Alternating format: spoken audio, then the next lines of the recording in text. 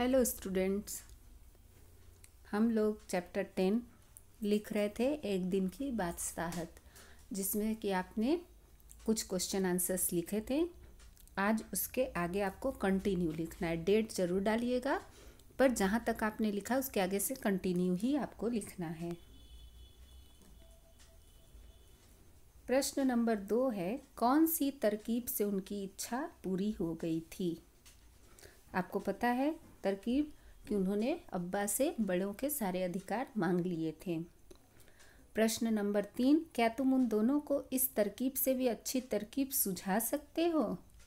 आपके पास इससे भी अच्छा कोई और आइडिया है जिससे कि बड़े लोग उनकी बात को आसानी से समझ जाते। नेक्स्ट है अधिकार की बात। आज तो उनके सारे अधिकार छीने जा चुके हैं। किसके अधिकार छीने जा चुके थे? बड़े लोगों के। तो प्रश्न 1 है, अम्मी के अधिकार किसने छीन लिए थे। उत्तर, अम्मी के अधिकार आरिफ और सलीम ने छीन लिए थे। प्रश्न 2 है, क्या उन्हें अम्मी के अधिकार छीनने चाहिए थे।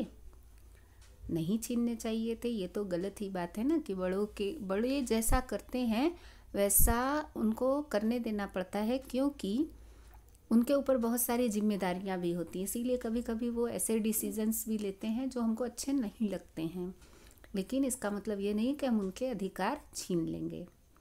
प्रश्न 3 है, उन्होंने अम्मी के कौन कौन से अधिकार छीने होंगे। सारे ही अधिकार छीन लिए थे। जैसे अम्मी उनको डांटती थी, सुबह जल्दी उठाती थी, अपनी पसंद का खाना बनवाती थी, ये सारे अधिकार उन्होंने छीन लिए थे। नेक्स्ट है बादशाहत।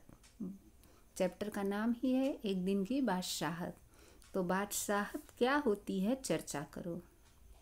बादशाहत का मतलब मैंने आपको बताया था, किसी क्षेत्र, राज्य या देश आदि पर शासन कर पूरा अधिकार जमाना तथा अपनी मनमर्जी करना बादशाहत होती है।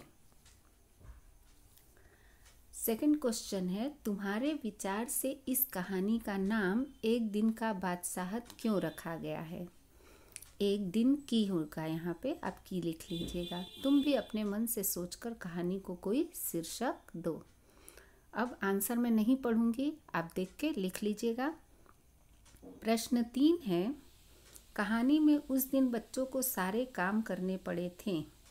ऐसे में कौन एक दिन का असली बादशाह बन गया था। अब प्रश्न 3 जो है वो आप अपनी बुक में से देख के लिखिएगा। उसमें आएगा, कहानी में उस दिन बच्चों को सारे बड़ों वाले काम करने पड़े थे, है ना।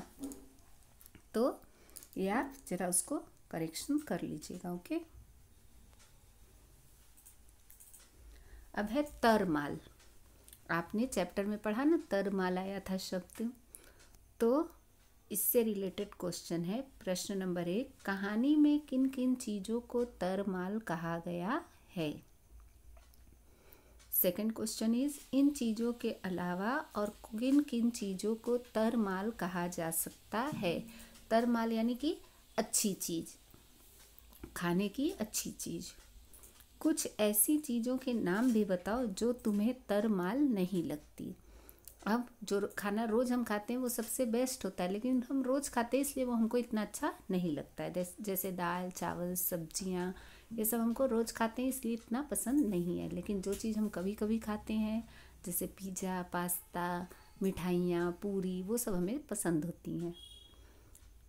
क्वेश्चन नंबर 4 है, इन चीज़ों को तुम क्या नाम देना चाहोगी, सुझाओ। ठीक है, तो आज आपको इतना ही लिखना है। इसको लिख के आप कंप्लीट कीजिएगा। Okay, thank you.